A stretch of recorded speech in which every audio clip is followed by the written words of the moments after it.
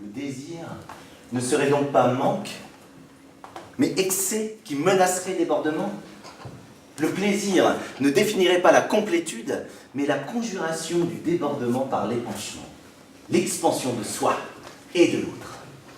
Cette conception du désir suppose une considération particulière d'autrui. Et il n'est pas un fragment incomplet attendant la révélation de soi par l'altérité des passés et l'unité primitive reconstituée. La bestiole, vous vous souvenez, mais une totalité solipsiste. Solipsisme, théorie d'après laquelle il n'y aurait pour le sujet pensant d'autre conscience de la réalité que lui-même. Théorie d'après laquelle il n'y aurait pour le sujet pensant d'autre conscience de la réalité que lui-même. Pas un morceau identitaire, donc. Mais une entité intégrale, et d'une certaine manière totalement semblable à moi. Je suis certes seul, isolé, mais intégralement autonome, fin et moyen, origine et aboutissement de moi-même. La recherche de la confusion avec l'autre, par les baisers, les pénétrations, les pincements ou les griffures, les morsures, les étreintes, les sueurs, les salives et les substances mélangées, est toujours infructueuse. Chaque corps demeure dans sa forme, dans sa complexion.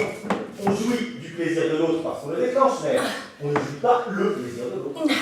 Jouir de la jouissance de l'autre ne sera jamais jouir la jouissance de l'autre, pareillement pour ses souffrances et autres expériences existentielles.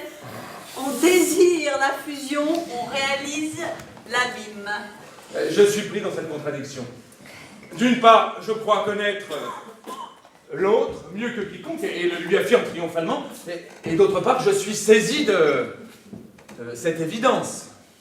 L'autre est impénétrable, intraitable, introuvable. Je suis indéfectiblement moi-même, et c'est en cela que je suis fou. Je suis fou parce que je consiste. Et je désire. J'expérimente le travail d'une énergie qui engorge et appelle expansion. Le désir active une formidable puissance antisociale. Avant sa capture et sa domestication dans des formes présentées comme socialement acceptables, il représente une énergie très dangereuse pour l'ordre établi. Toutes les philosophies politiques débouchent sur cette évidence. On gouverne mieux, les individualités qui appliquent, renoncent ou ne savent, ils ne peuvent exercer leur singularité. Vous parlez très bien. À peu de choses près, c'est comme un livre.